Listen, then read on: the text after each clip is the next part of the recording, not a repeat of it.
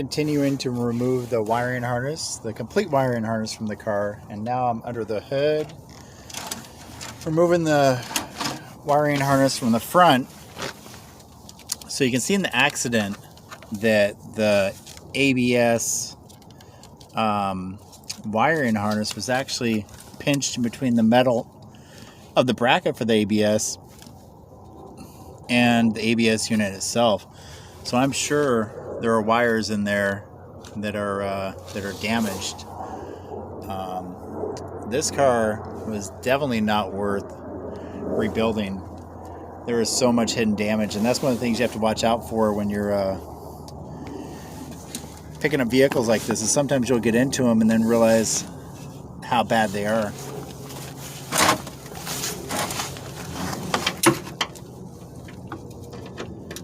And there's three 13mm bolts holding the ABS unit on.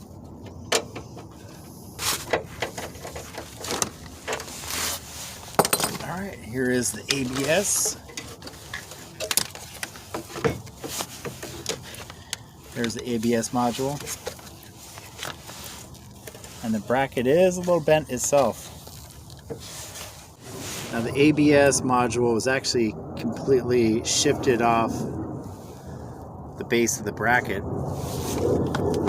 So that's probably actually even damaged itself, but I'm not 100% sure. Alright. So yeah, before I reuse this wiring harness, I'll definitely go through and make sure no wires are damaged or broken. I can see one wire right there. But let me continue removing the wiring harness. And one of the grounds was completely pinched too. So let me start removing all this. Alright, so last couple things I have to remove to get this whole harness through the firewall is I need to pull the cover off the wiper motor, unplug the wiper motor, and then unplug the ABS module down there, and that should be all for this wiring harness, and remove one ground.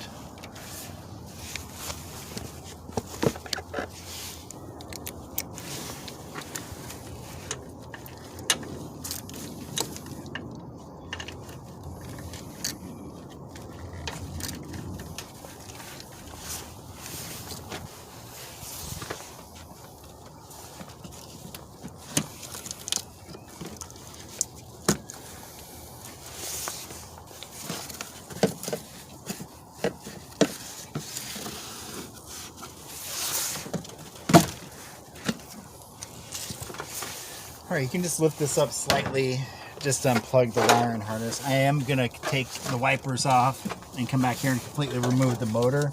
But for now, I'm just going to unplug the wiper motor.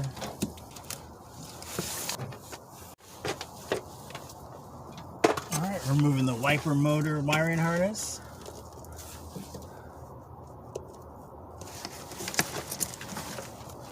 There's a little grommet there to pull it through. Then I want to remove all the little push pins. And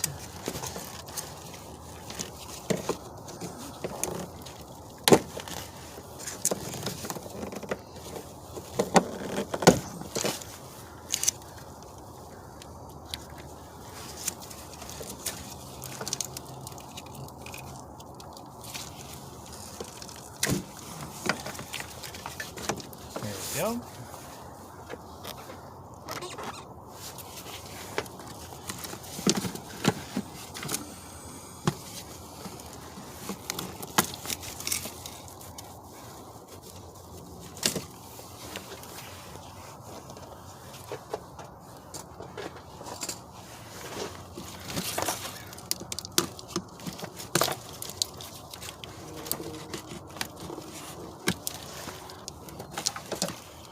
Alright, that is the speed sensor, I believe.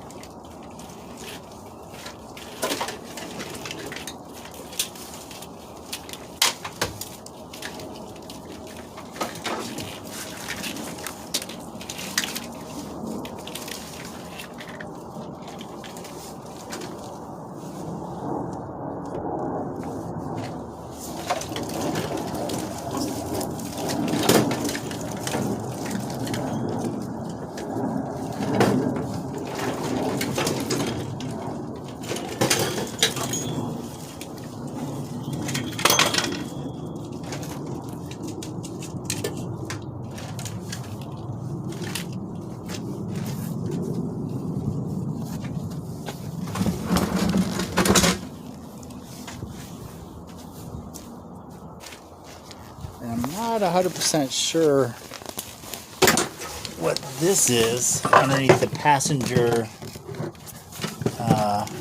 seat. This module right here, but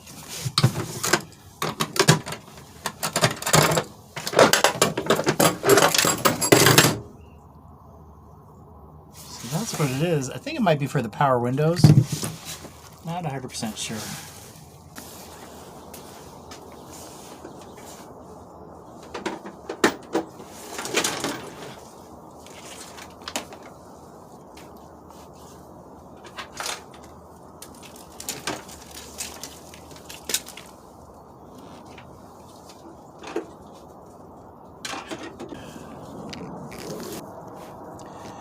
Just finished removing my entire body wiring harness from my 2007 Chevy Cobalt Sport.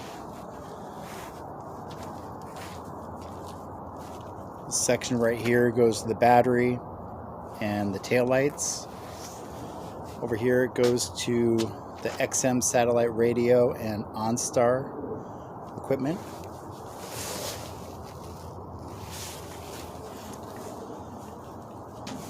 And that is the antenna.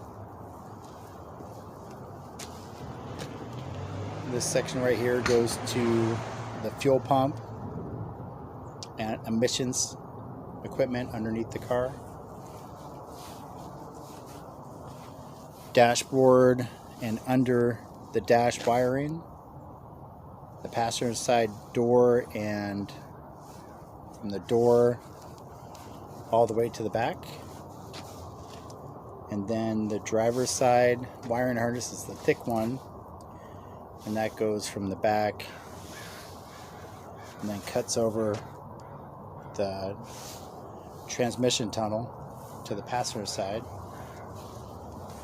and then goes to the driver's side door, the Pioneer amp that's underneath the dash, and then this section here is under the hood to the under hood fuse box and ABS module. The engine wiring harness is different, so that's going to go with the engine, so I haven't removed that. Yeah, but that's the complete wiring harness for a 2007 Chevy Cobalt Sport. This probably takes to do it right and disconnect all the connectors. It's probably a good 4-hour job. And when I do a body swap to another vehicle, I'm gonna do one section at a time and completely go back from front to back. And that's only if the car I get doesn't have the same options like power windows or ABS or the Pioneer stereo. If it does, I won't switch it out. But if it needs it, it's really not a hard job.